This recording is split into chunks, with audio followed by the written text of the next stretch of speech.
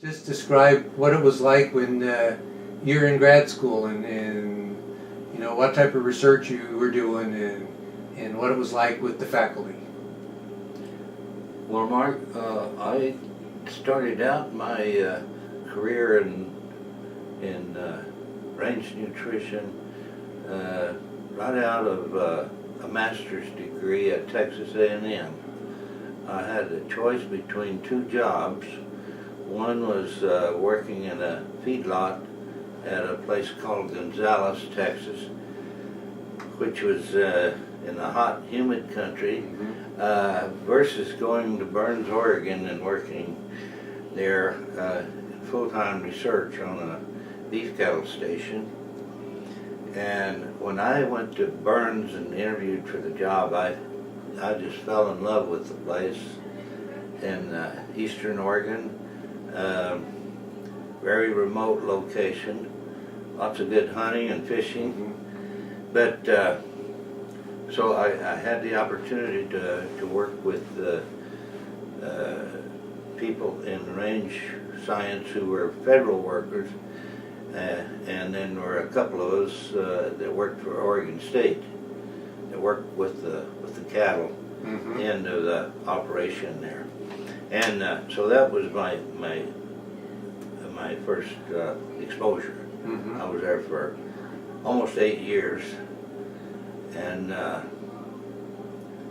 worked with Bob Raleigh, and then some of the folks at Oregon State were cooperating with us on some of the work we did. And that's when that was beginning in the late 1950s. In fact, I started to work there in 1958. And shortly after that, W34 was the parent regional research committee that started back at that time, probably in the early 1960s. At any rate, I worked with Ferris Hubbard, who later transferred to University of Arizona. So he was a great help in teaching me some of the ropes of range livestock nutrition. Of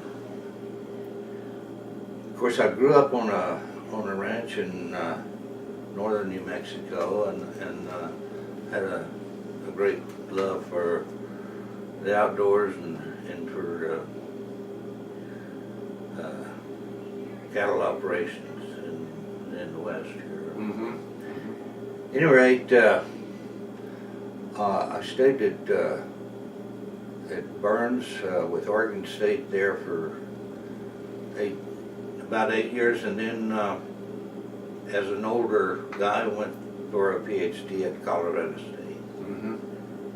And I had the opportunity, which I don't know if anyone else was in the same boat, but this regional research committee, the portion that Oregon State got was actually what paid my for my tuition and so forth at Colorado State. I continued some of the same work that we had been doing in Oregon. I continued that at Colorado State and worked out in eastern Colorado at their range station, and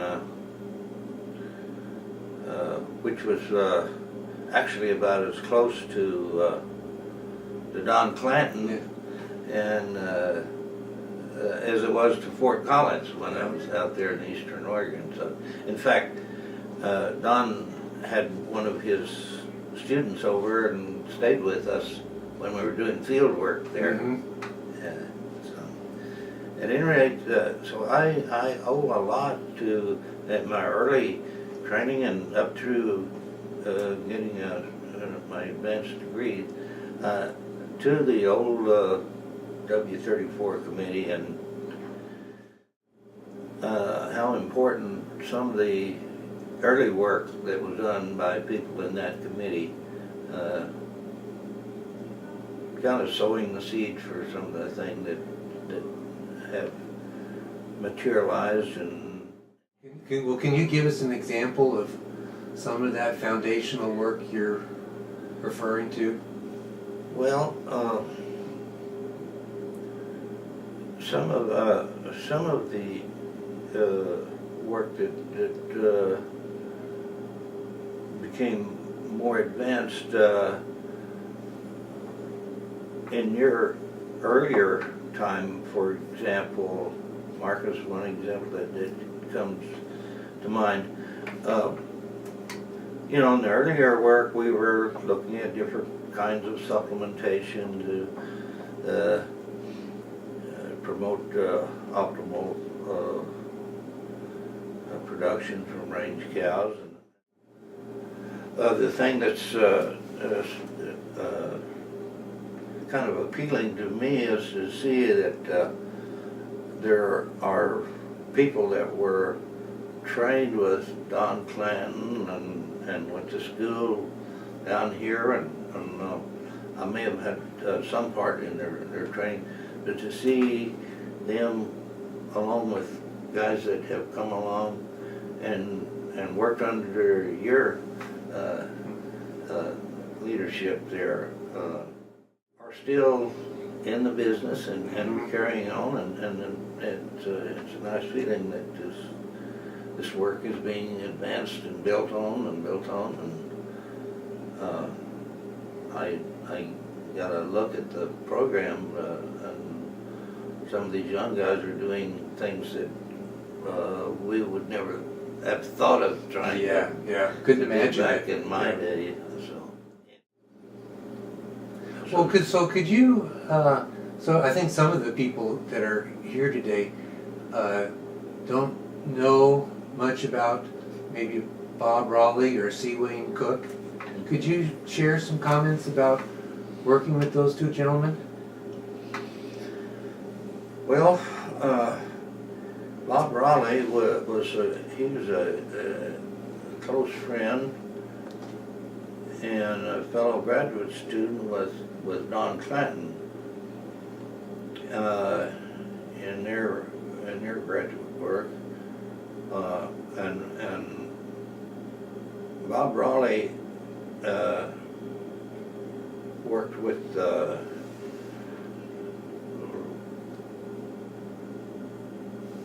folks at Logan, Utah State, and got his when he got his master's at Montana State, and then went to Utah and did a PhD down there. And of course, C. Wayne Cook was kind of a legend in the business at that time, and Bob came, and I was the junior person at Squaw Butte Station in Oregon when Bob came up there. But he continued his working relationship with Don Clanton, who had gone on to North Platte and had a really top-notch program. And well, there are a number of people that came along that worked on that project. Larry Rittenhouse was one of them, who continued with some work at Oregon, and then spent many years then after that at Colorado State, and he was a member of the Regional Range Nutrition that followed along. And C. Wayne left Utah and came to Oregon State, or come to Colorado State, and was head of the range science group up there. And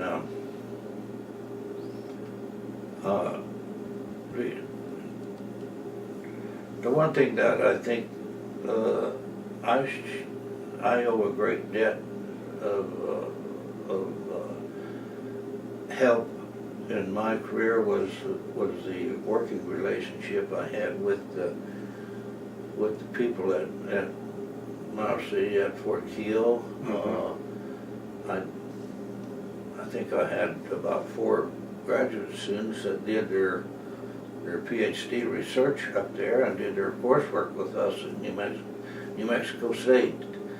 And he had 1 or 2 guys did the same with the sheep station over at Du Bois, Idaho, and that was a tremendous help, I think, to both us here, you know, having a place for these guys to work and get some real hands-on experience, and get to work with guys that are top-notch in the field. And well, we had usually that group would meet at one of the schools in the western states out here every summer, and have a brainstorming session for 3 or 4 days. I know it seemed like we met at Reno several times, and we would look at what had been done in a particular line of work, and see if we could make a valiant effort to work as a subcommittee of 2 or 3 and look at all the research that had been done with digestibility of range grasses and so forth. That's just one example, and you know, about 3 or 4 guys would then break off in a subgroup and summarize all the work that had been done, and then we would then the following year look at, well, where can we go to build on what is already known. And I know one of your old cohorts, Charlie Campbell from Hawaii, he was involved in some of these sessions, and was a big help, because, you know, he always had a little different light to shed on things in Hawaii are not quite like they are in New Mexico or Arizona or wherever, and so that was kind of a building project there, and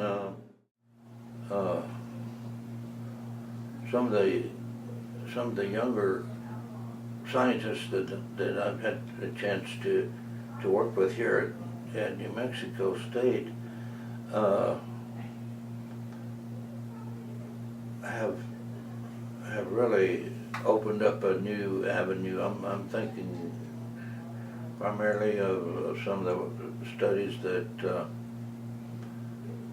Mike Gallion and some of his graduate students have done, and looking at rate of passage of ingested by cattle and sheep, and and how that ties in with, well, how much are they actually eating, and that's a hard thing to get a handle on when Yeah. it seems like you ought to be able to, measure that.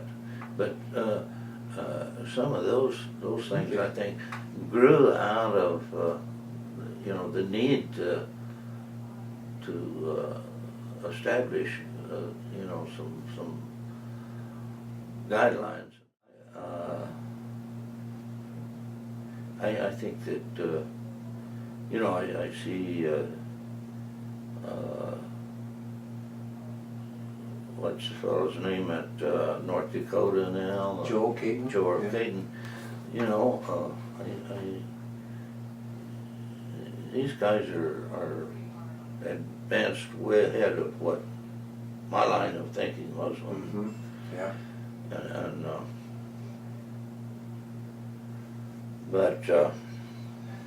So one of the other things I think is, I look up to you about is your willingness to be a collaborator and work with other people. And so, how important do you think collaboration has been? Oh, I think it's been highly, highly important for me, and it's been a thing that many former students have come to me and said, you always try to impress the need for graduate students to work together on each other's project, and to try to learn what they're doing as well as what you're doing, and carry on this exchange of ideas, and these guys, many of them have left and they've gone into industry jobs and working at other universities, and some of these friendships that they established and the cooperative things they've done as students still it's instilled in them a collaboration idea, and I had the first female PhD student here in the department, and she took a lot of harassing kind of fun sort of way, but I know we had a project going. Our main off-campus research facility that I was involved with was at Fort Stanton up in Ruidoso. Well, this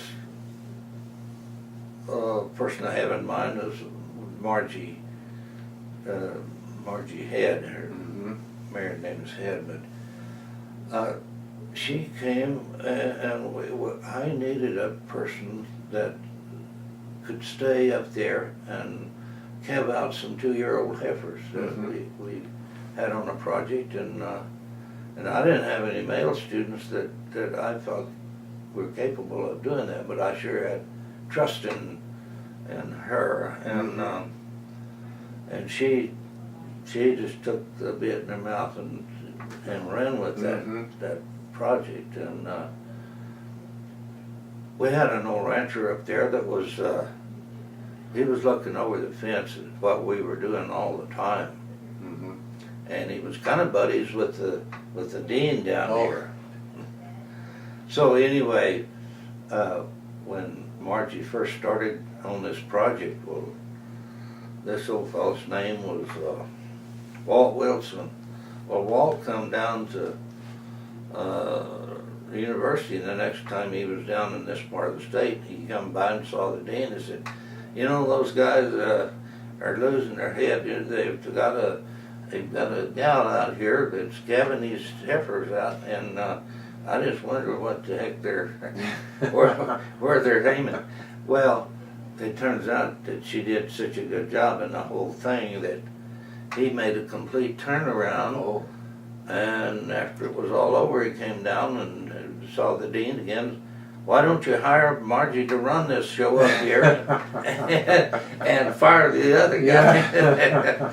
and so, I mean, that's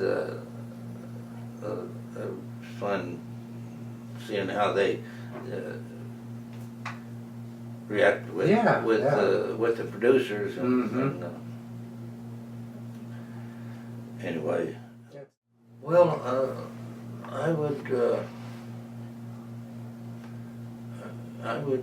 encourage them to keep abreast with the producers and you know, I guess I'm a little old-fashioned, but I think sometimes we get in an ivory tower and perhaps maybe lose sight of what's really maybe important to the producers out here. And then I know we have to have basic research, but I think that